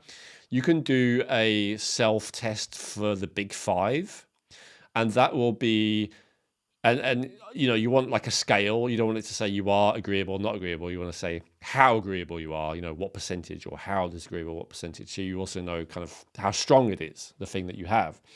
But once you have that, you can then kind of transfer over to the other system, the character system, and go, okay, now what do I do about that if I'm not particularly happy with it? If you're happy, and even if you are happy with yourself as you are, in terms of you're very happy with your personality, let's say, you're hardworking and successful and, everyone admires you and all the rest. Why would you want to change your personality? Well, maybe you wouldn't, but you're so hardworking, so successful and so admired that you have to keep yourself so rigid and so, uptight to achieve that you're causing problems for yourself, right? You've got cardiovascular disease, or you've got thyroid issue, or you've got lower back pain or something like that. Yeah, and I also want to mention throwing back to another episode we did about the healthy daily habits. Like if you're so rigid in that thing, you may be missing out on some of those. What was the one that you mentioned? It was about doing something fun or something like that, because they're like, well, my fun is to get up and go at 5:30 and go to the gym, so I get that done. It's like, well, no, have fun, actual fun. Yeah, and so weirdly, in that particular instance, that's a perfect example. In that case, you have to say to someone, look, it's a good idea to learn to have fun or to relax or play or whatever, because never doing that is actually what's keeping you ill. And that's a hard thing to understand and get your head around, and it's a hard thing to believe, but it is actually often the truth. Now, like going through the motions of pretending to play, unfortunately, or have fun don't really work. And this is where we actually have to do the work, the type of work that Reich and Lowen really laid out, of undoing, dismantling, breaking down the layers of resistance that stop you having fun, that make you feel like not being perfect for 5 minutes and relaxing is the end of the world. Like that feeling of, if I'm not perfect always, I will not be loved and I will die. That's kind of the kind of thing that's at the root of it. And so that feeling has to be faced. that feeling of, in this example, I have to be perfect or I will die. That feeling has to be, first of all, felt, not just intellectualized. And then once it's truly felt, it can then be honestly examined. And so, I can get into this now. So basically, what kind of the Reichian therapy or bioenergetics, which is what Alexander Lowen called his system, have in common is that the there are two pillars to successful work in both of those systems. Number one is body work, physical work. With the Reich system, it was all kind of lying down and often involved specific breathing patterns, but also often either holding your body in a difficult position for a very long period of time or kind of doing a specific movement over and over again, like thousands of times. So in either case, pushing your body until it's like really had enough. And usually along with that is breathing in a certain way and also maintaining awareness of your body. So the interesting thing is even if you do the physical movements right, and even if you do the breathing right, if you're checked out and not aware of your body, which is very, very tempting, especially once it starts getting uncomfortable, you get minimal benefit from it. It's actually reconnecting the brain with that area of the body, whatever you're working on. We talked before about the neck, for instance, and the trapezius. Focusing your brain, your awareness on that neck and trapezius while you're exerting those areas is key to reestablish that connection between the brain and that area and actually start to create healing. Then often those feelings will come up, but not necessarily. Often the feelings will come up, not necessarily while you're doing the practice, but at some point afterwards. In my experience, a lot of people avoid this because they don't want to remember awful things that happened to them in the past. Remembering awful things that happened to you in the past is not necessary for this practice to work, in my experience. What you often do have to do, though, is relive the feelings. But often when you relive the feelings, you actually realize, feeling terrified or like someone was going to kill me when I was 2 years old was terrible. But feeling it now as a 40-year-old in my own home, knowing I'm safe and all the rest of it, it's not great, but it's nowhere near as big a deal as it was. It's okay. And once I felt it and breathed through it and been present with my body and aware of my body, I can start to let it go. But that does bring me to the other pillar of the work. So the other pillar of the work was something like psychotherapy, talk therapy, talking to a therapist. As I said, Lowen was a student of Reich and Reich was a student of Freud, and Freud is, really the creator of talk therapy. But I don't think that's the only reason. I think the thing is, the problem with talk therapy on its own is you can go to a therapist for weeks, months, years, decades, and talk about stuff and get nowhere. I'm not saying that everyone does, but you easily can. Especially if you're the merging type. I was going to say earlier about the merging type. They're also called the oral type. And one of the main things about them is they love to talk. And so that's the other thing I would say that makes an extrovert an extrovert is they love to talk. They talk a lot. They talk all day. And so... there's a connection again. But anyway, especially if you're a merging type and you just talk and talk and talk and talk, like you're not necessarily getting anywhere. Why are you not getting anywhere? Because, as I said, the root of it is like these feelings that you've been avoiding. And a skilled therapist may help to try and guide you there. But often it's very difficult and it just doesn't work. The person has too many defense mechanisms. Maybe the therapist is not very good or just not capable of dealing with that. If you do the other pillar, if you do the body work as well, feelings start coming up. Often they're projected out, right? So meaning, maybe you have a lot of repressed feeling towards someone in your past, and now you're like, you have that same feeling come up about your boss or about your sister or about your whatever, right? And you go to the therapist and you talk about it, and the therapist can go, oh, yeah, that's good. Tell me about that feeling and all the rest. And then you can start to, again, create that connection between the brain and the body. It's that disconnect between the brain and the body that often is the root of the issue. And then you talk about it and you start to get more awareness. And then you go back to doing the body work and do the body work and more feelings start coming up. And it's like back and forth, back and forth.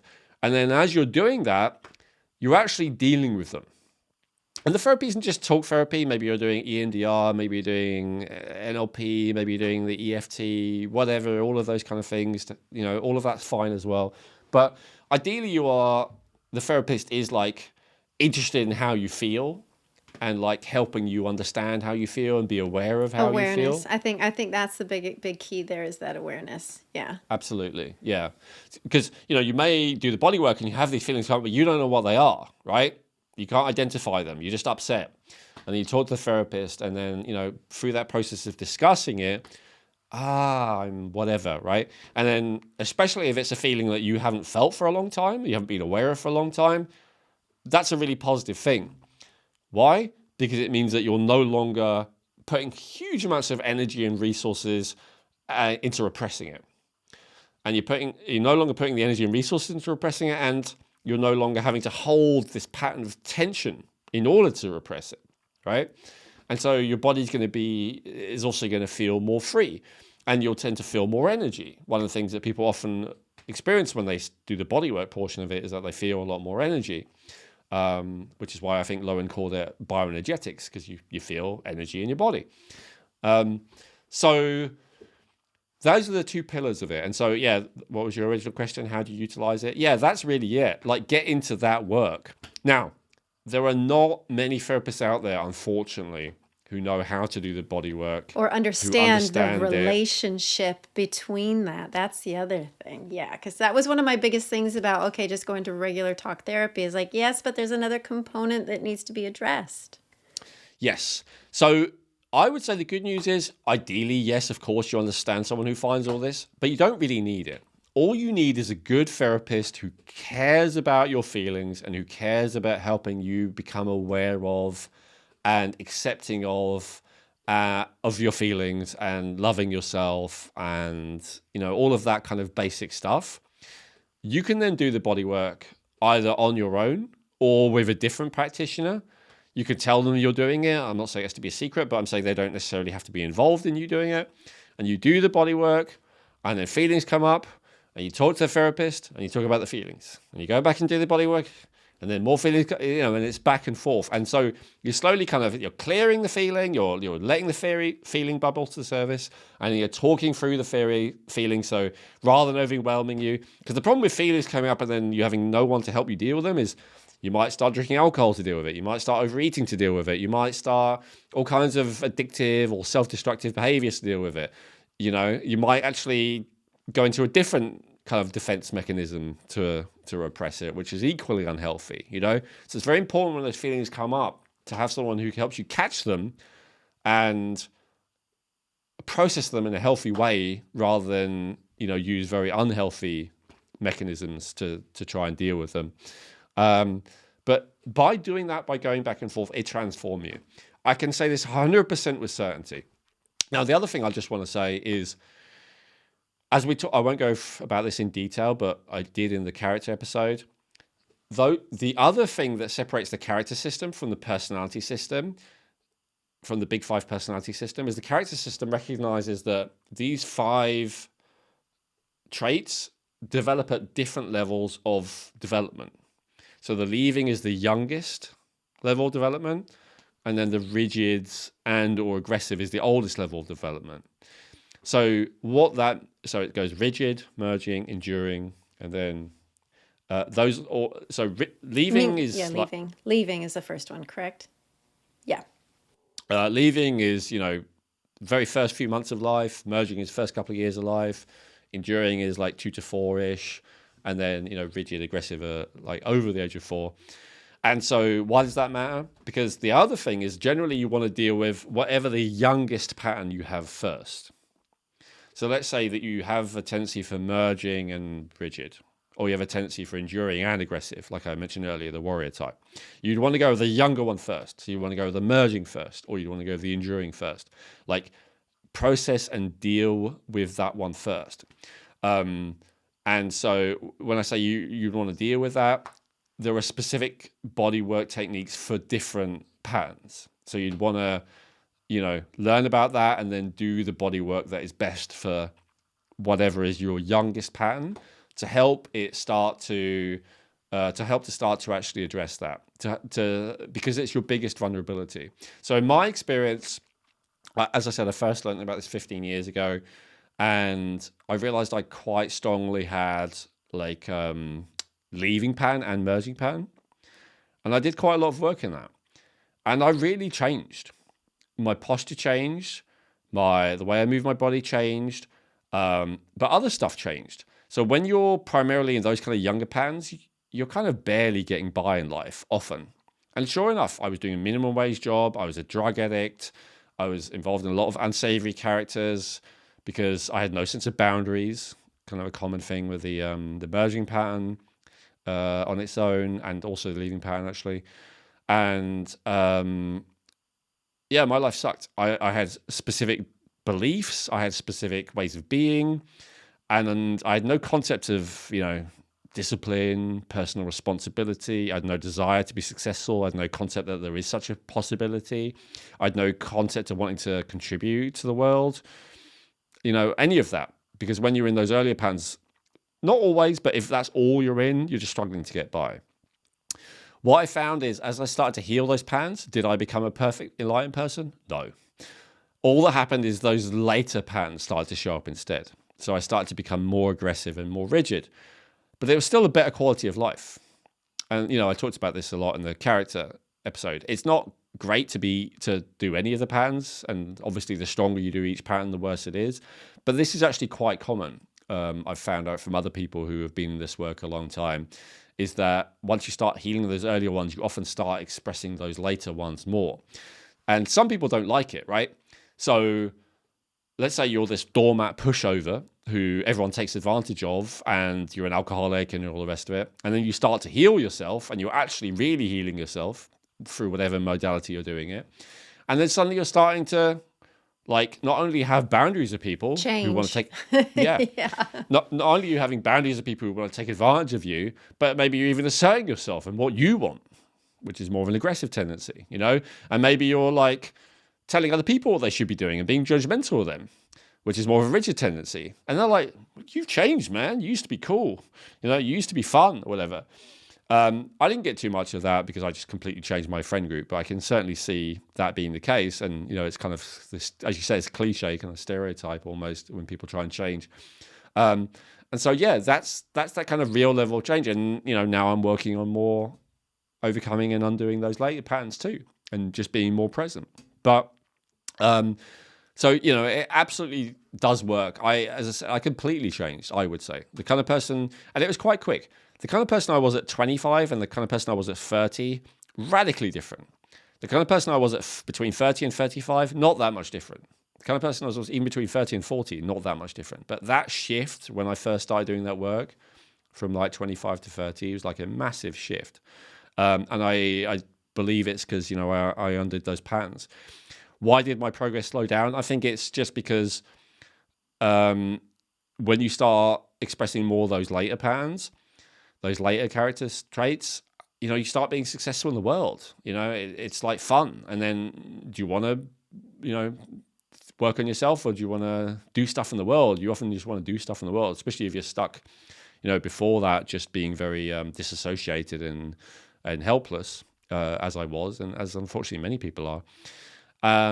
And I'd say, it took to almost 40 that I realized I had to go back in again and start, and actually being unwind. It's also not great. Ones, yeah. yeah, in its own way. And I have to start dealing with that too. Yeah, so what I'm hearing, because this is what I was going to ask, is really, is with either in the big five or in the 5 character traits, is somebody that is labeled that, are they that forever? But what I'm hearing from you is, especially through the 5 character types, there's that ability to move beyond it. Would you say that that's the same for the big 5, or, all over? Well, they're the same, right? Yeah. So in the big 5 system, they say that these things are pretty much fixed. Now, things change throughout your life. I think we talked about it in the big 5, like people become more conscientious, over time. Usually they become, people are often more disagreeable when they're teenagers. So there's certain kind of things which change a bit depending on age and the point you're at in your life. I think I did a full list in that episode. But overall, people don't generally change their personality from a big 5 point of view. And you know what? They're not wrong. Most people don't. Most people do actually stay the same the whole life because, as we said, change is very difficult. Everything I just said is difficult. Becoming aware of painful feelings is difficult. Doing very intense body work that pushes you to levels of exertion is difficult. Talking about your feelings as any therapist, on an ongoing basis is difficult. All of that work is difficult. Fundamentally, what's most difficult is facing those feelings. As I say, people adapt and revolve their whole lives around not feeling certain feelings. Like everything that people do is to not feel certain feelings. Whether you're an aggressive type and you're dominating and winning and controlling and everything because you don't want to feel, vulnerable and scared, or, whether you're connecting with people constantly, making loads of friends, helping everyone, constantly trying to build a community of people who are supporting each other because you don't want to feel alone and abandoned, whatever. It doesn't matter. Like the thing that it has in common is it's all around trying to avoid a certain feeling or several feelings. So feeling those feelings you don't want to feel is in a way the hardest thing in the world. For the endurer people, actually, sometimes what they're trying to avoid is actually the positive feelings. There's a repression of joy and happiness and gratitude and stuff like that.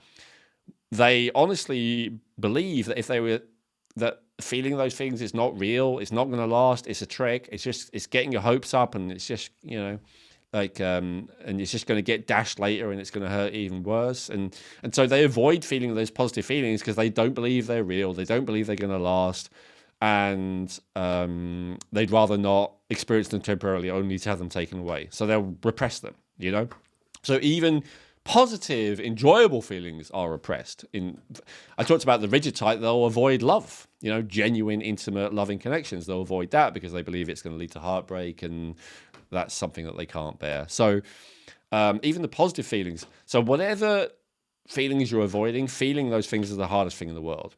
And most people will not do it, which is why most people won't change.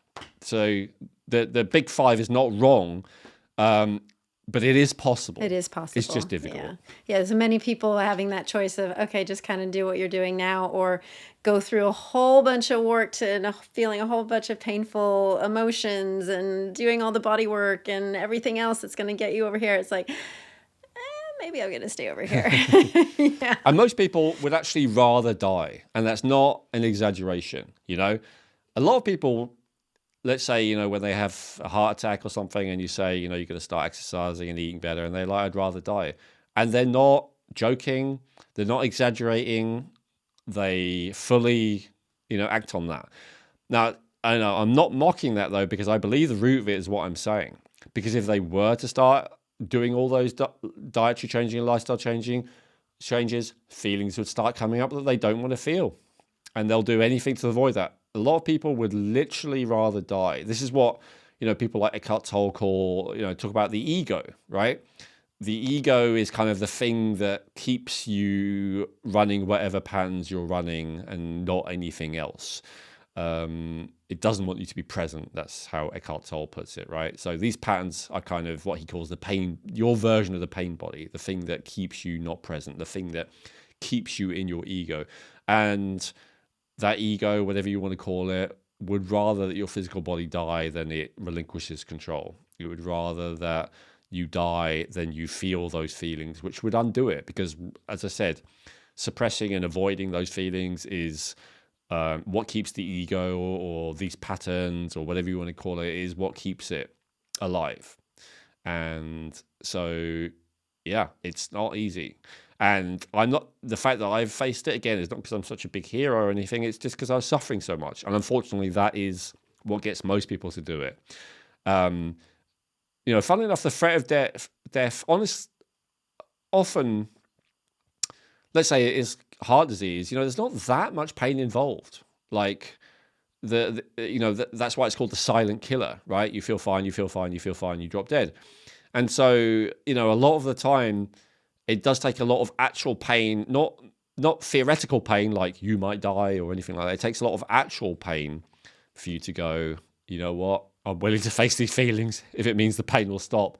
And that's why, if you are someone who has a lot of pain and health issues and discomfort, you can say, actually, it's a blessing. If it's led you to this moment, to this, learning about this, and if you're actually going to do it, you'll be in a better position than most people, and you can thank your pain for giving the motivation to actually do it. Because for most people, at least with the world the way it is right now, they won't, because it's too difficult and they're too comfortable.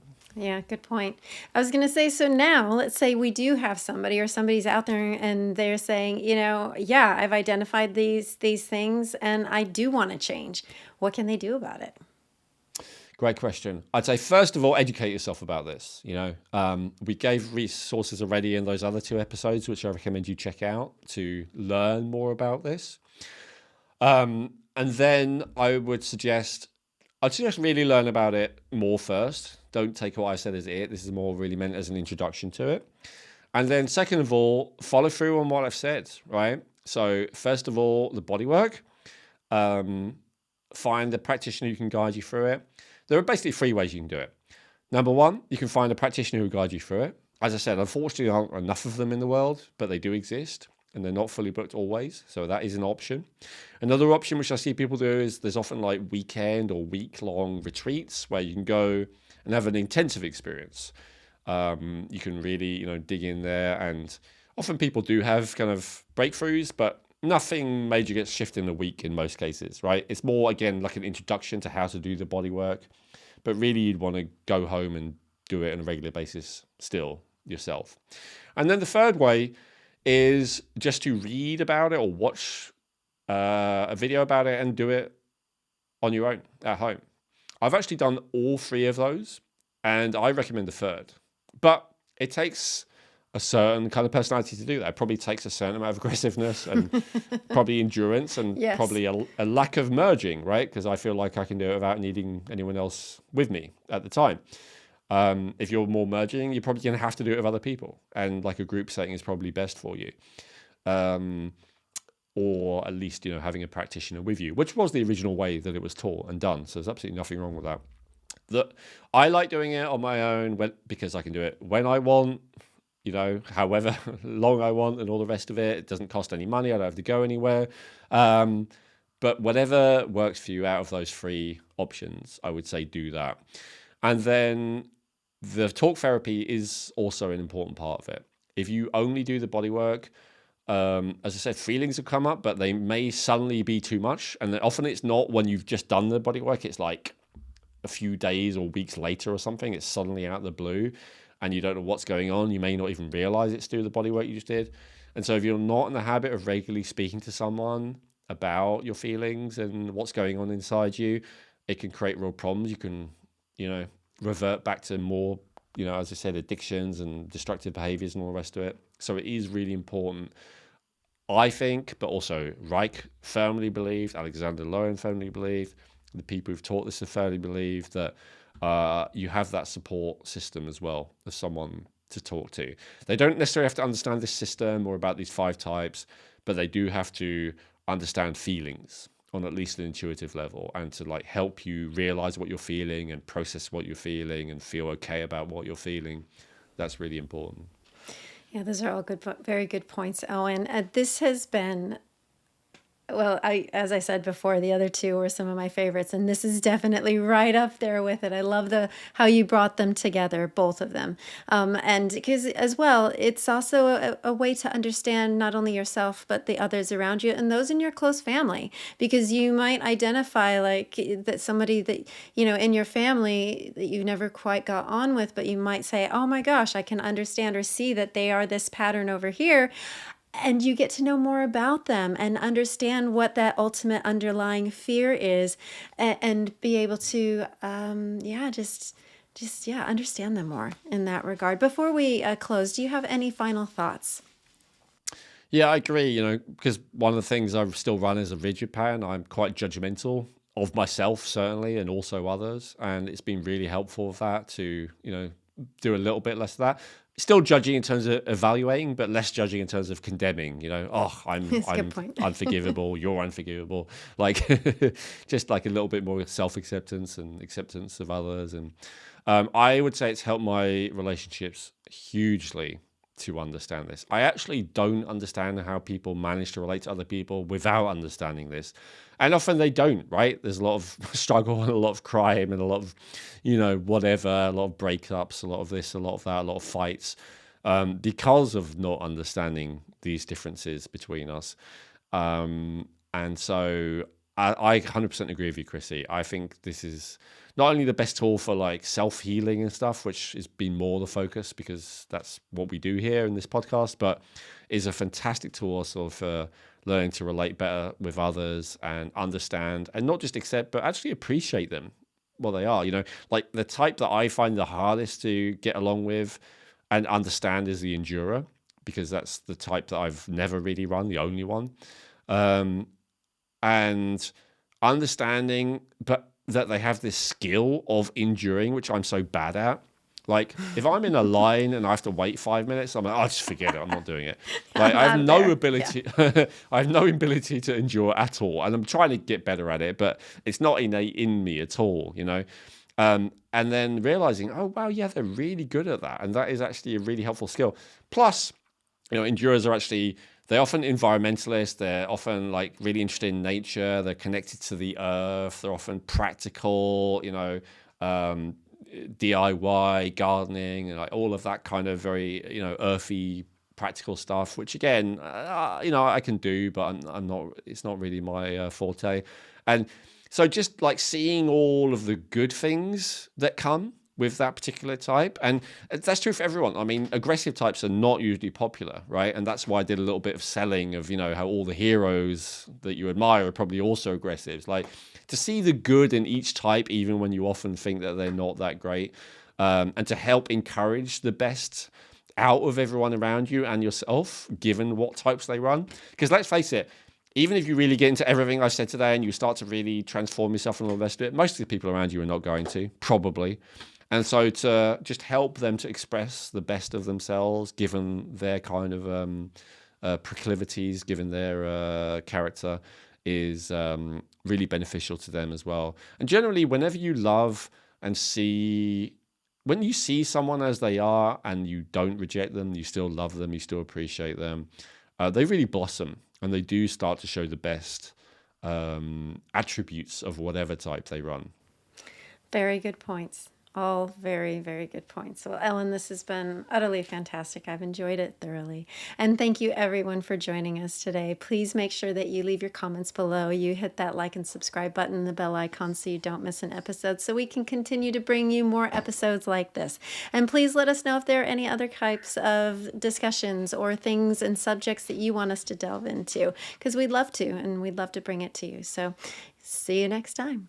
Hey, I hope you enjoyed that video. You may have noticed I recommended a few different videos in that episode, and one of the ones I recommend is just here, if you want to click there, or another one I recommend is just below, if you want to click on that one and watch that next.